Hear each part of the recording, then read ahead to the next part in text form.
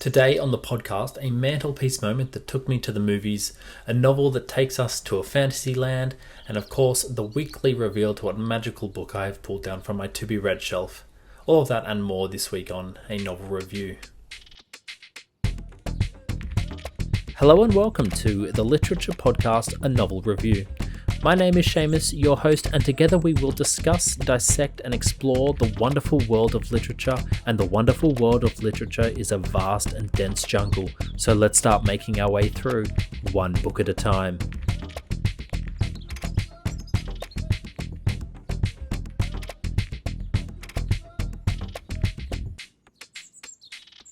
Hey guys, welcome back. Another day, another episode, same host, and coming at you today from a bit of a wet Sunday morning here in London, which might not be that great for going outside, but is perfect for reading books and for doing a book podcast. So let's crack on.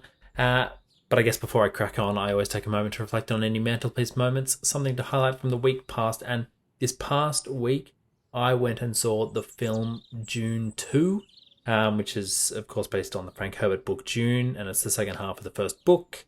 So many things I could say about it. So many words, thoughts, ideas, sentences, lines come to mind. But I guess, if I could sum it up, 2 words: visual feast. I think, I love reading sci-fi. I really do enjoy reading sci-fi, and I think it's fantastic when it's written well, as all things are. But there is something special about seeing it executed just perfectly on the big screen. I mean, just seeing sci-fi on the big screen done really, really well it's just a treat for the eyes, for the senses, for everything. It was absolutely fantastic. I'm a big fan of the director Denis Villeneuve, and I absolutely love the first one. I love his other works as well, and he's really showing himself as a sci-fi expert, to be honest. But absolutely loved it. Visual feast. I'd recommend everyone going to see it. My only advice is try see it on the biggest screen possible, because bloody fantastic. Bit of housekeeping. If you would like to like and subscribe, that would be great, but please do not feel obliged. We're here to have a good time. So yeah, it's free. Enjoy it. Thanks.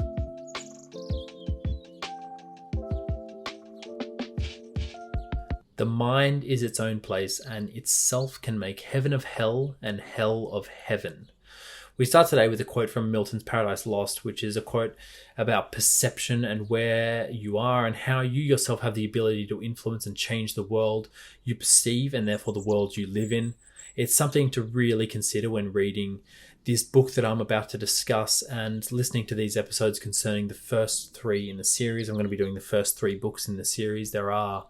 It's done in Chronicles, so there's the first 3 books which makes up the first Chronicle, then there's the second 3 books which makes up the second Chronicle, and then I believe there's 4 books in the third Chronicle. I'm just doing the first 3 this year because they're big books, and I don't want to do all of them all at once. So anyways, let's get on with it. Head first into this fantasy novel by Stephan Donaldson, Lord Fowl's Bane, The Chronicles of Thomas Covenant, the Unbeliever. I came across this series when a friend stayed with me, and as a thank you, he actually bought me the second Chronicles of the book series, which we did not realize at the time that it was the second, and therefore only realized later. And so therefore I went on this hunt to sort of find the first 3 books. I was successful in finding book 2 and 3 secondhand, but had to buy the first book brand new, which we don't hate at all, because let's support the authors. Managed to find them, so managed to start reading them. So as I said, this year I'm going to be reviewing and reading and reviewing the first trilogy of the books. And then, maybe next year, the second trilogy. I don't know. We'll see how we go. Third trilogy, I've done a bit of reading about, and apparently it isn't as loved as the first 2. And the first 2, apparently the end of the second trilogy comes to like a really nice, succinct end that you don't actually need the third series, but the author obviously had plans for a third series. So we might get there one day. I'm in no rush. We'll see. So let's talk about this first book, Lord Fowl's Bane. It came out in 1977, which is actually the year the first Star Wars came out. So, good year for fantasy sci-fi? I don't know. Just a fun fact for you. I think before I actually talk about the book, I have to do a brief overview because the book does push the boundaries for literature and especially fantasy literature. So, yeah, let's just crack on with an overview. The story opens up in our world, just a regular place. It's a seemingly regular guy, Thomas Covenant. He's a published author. He has a wife and child, but then he discovers that he has leprosy, which costs him 2 fingers on a hand. His wife then leaves him, taking the child, and society as a result shuns him. Then one day walking home, he falls, hits his head, and wakes up in a fantasy place called The Land, where he is hailed as a savior and descendant from a previous hero named Beric Halfhand.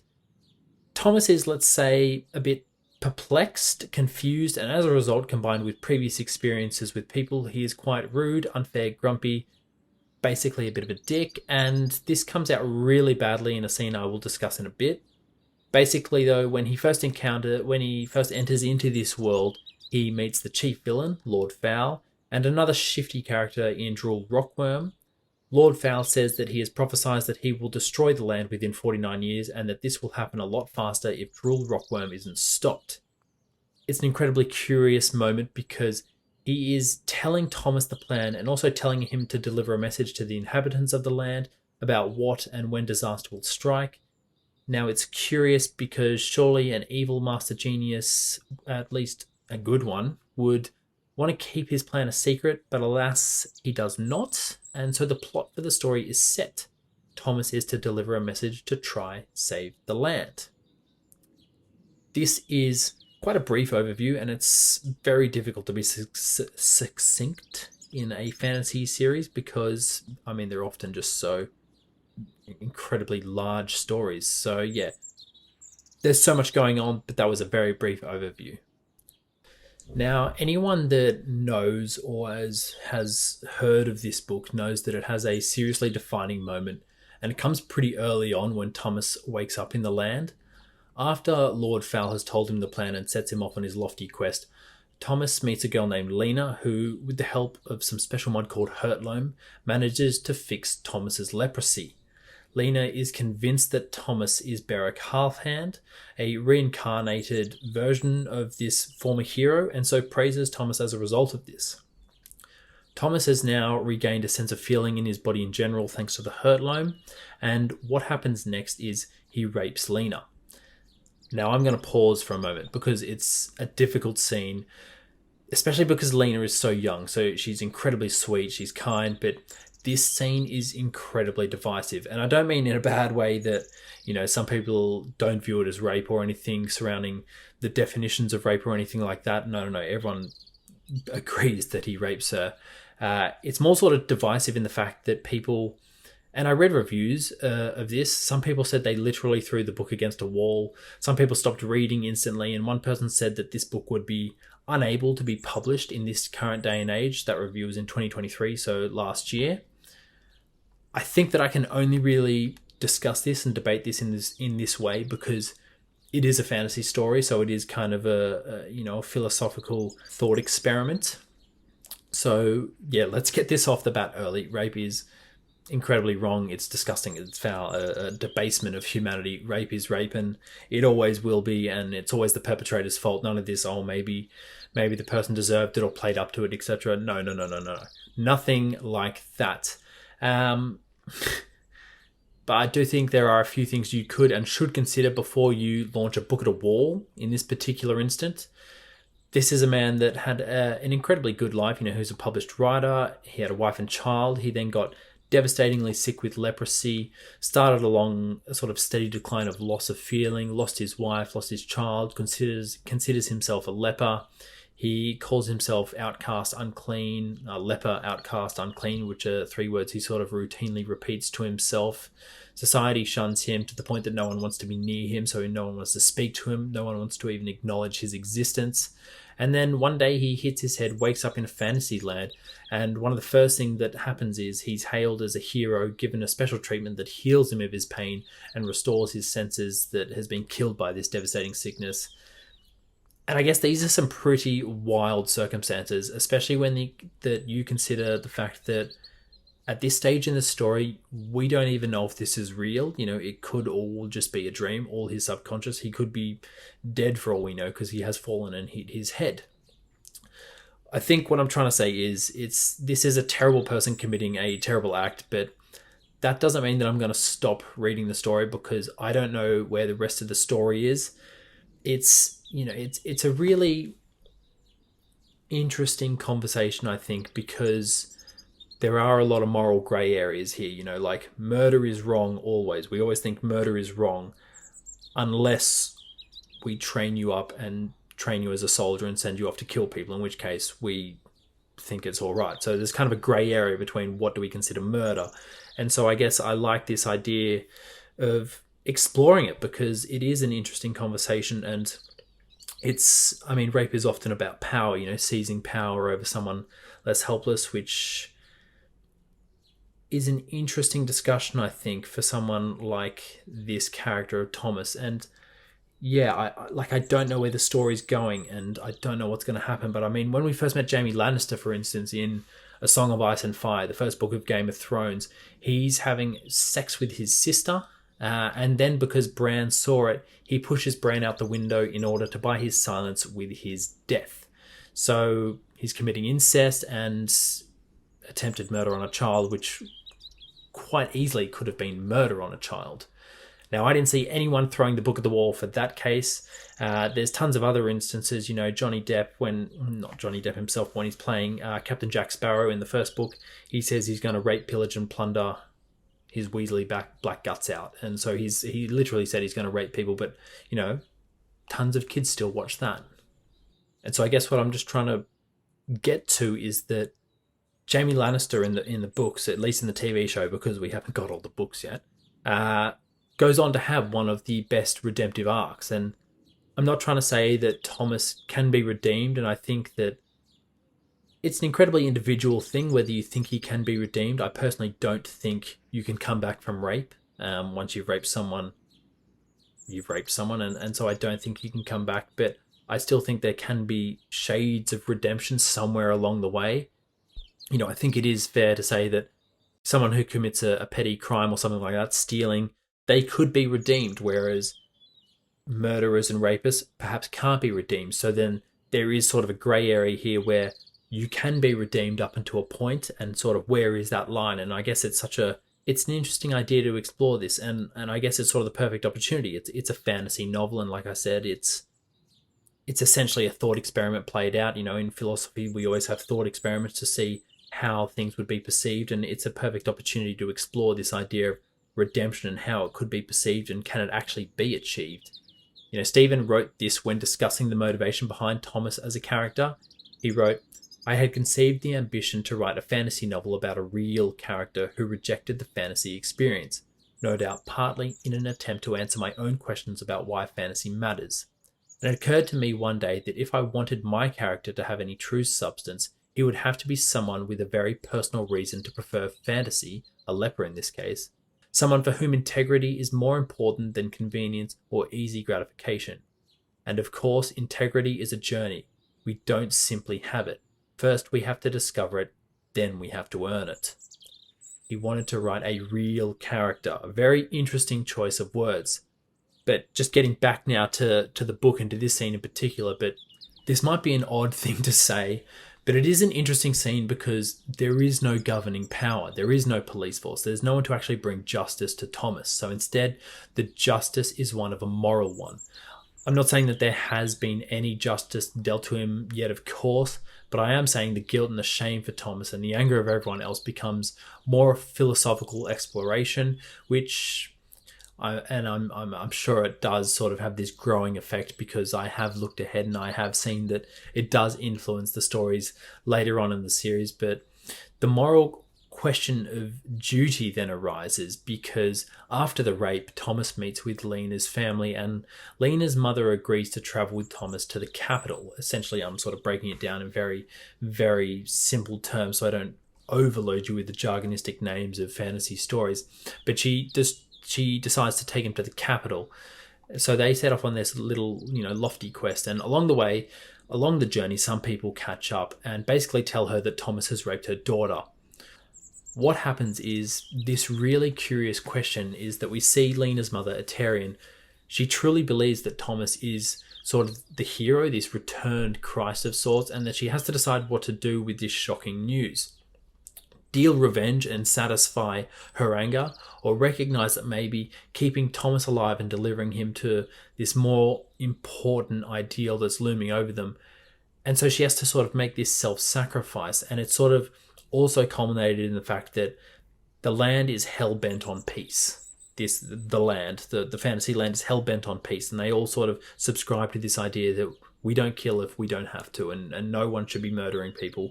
And it's this really sort of nice ideal, but then of course, how do you punish people that deserve to be punished? It's sort of this paradox of tolerance, and it becomes this really curious question. And like I said, it's this moral exploration, philosophical exploration of the morally grey areas. If we've been sworn to peace, how do we deal out justice to people like rapists?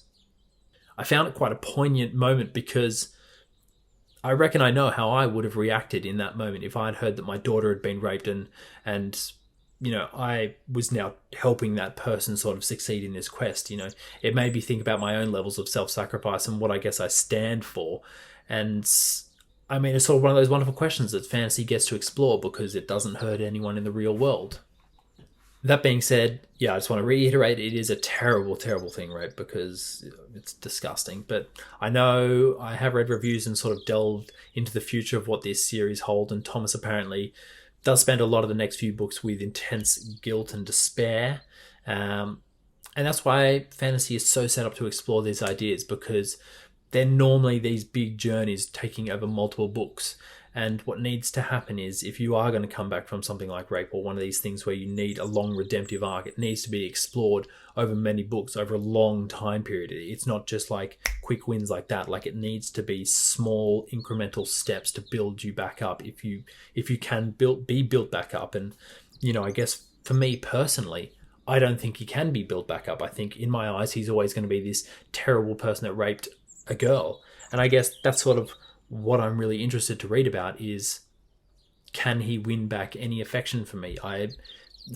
It's kind of frightening because on so many levels I think, no, I don't want him to, and I don't want to be pushed to a level where I'm questioning this kind of thing. But yeah, I mean, this is why we love fantasy, because it just gets to ask these big questions and explore these things over multiple books. So, I mean, we're going to see what happens. I think it's also worth noting that a lot of people come to fantasy expecting to follow the hero, and in this case, Thomas is not the hero. He's actually just the protagonist of the story, and it's really important to note that they are not the same thing.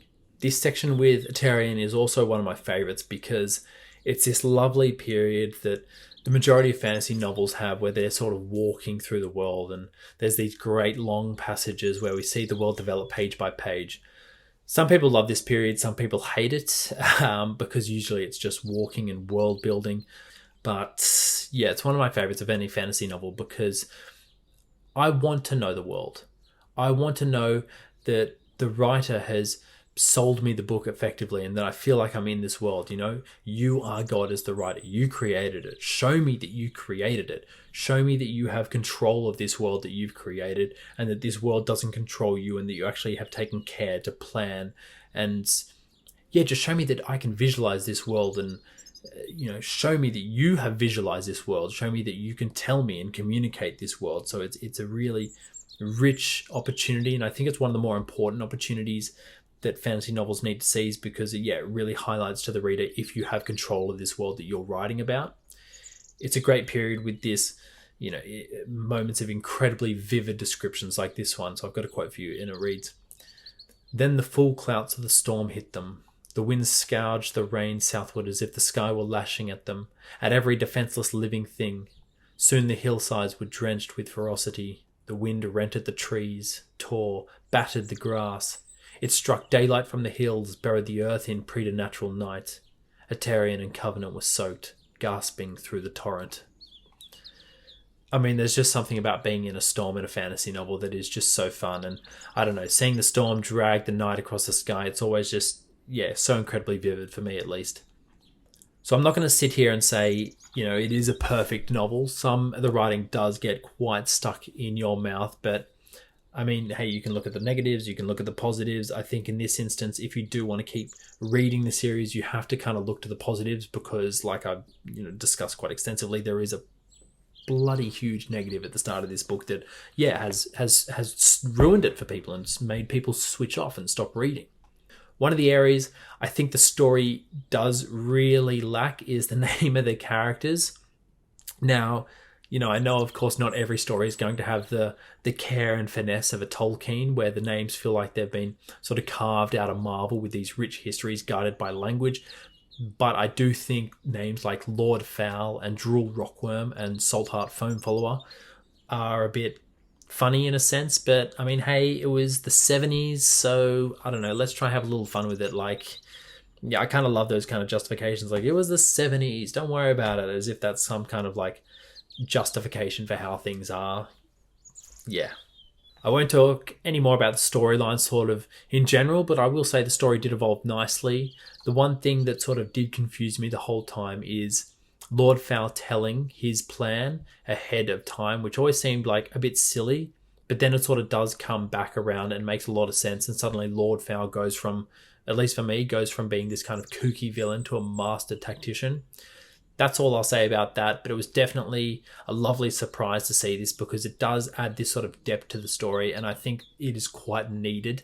It would have been a huge shame if, like, this book had been exploring all these dark philosophical questions only to turn around and kind of mess up the darkness of the story itself. But it doesn't, and yeah, I just won't mention any more about that. This book does feel like just quite a conventional fantasy story, which for me was fine. In fact, it was actually quite nice. It was very much like an adventure quest, and I think that's something I really enjoyed was this story is actually very well contained in that it begins and ends quite tightly. So if this story isn't for you, you could stop and not feel a resounding sense of loss at the end. You wouldn't feel necessarily compelled to keep reading the story just because it's a series. If it isn't your cup of tea, obviously at the end of the first book, Thomas hasn't really been dealt any kind of retribution for his horrific act. But yeah, if you read the first one and decided it wasn't for you, you could stop. But I, however, quite enjoyed it, so I will be reading book 2, so stay tuned for that. So time for a rating. This is a bit difficult because I know a lot of people don't like or read fantasy, so I'm going to say this rating is more based on if you like fantasy, and I'm going to rate it a 3.7 out of 5. It's a solid story. It had some nice writing, strong foundation, and yeah, I can't wait for book 2 and to see where the story goes.